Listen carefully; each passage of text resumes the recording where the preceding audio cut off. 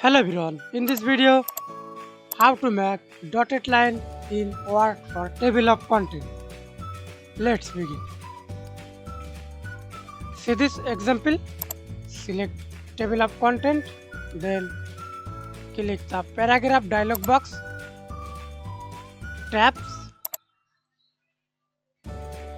stop position, press 4, select letter dotted or dash line etc, then click OK.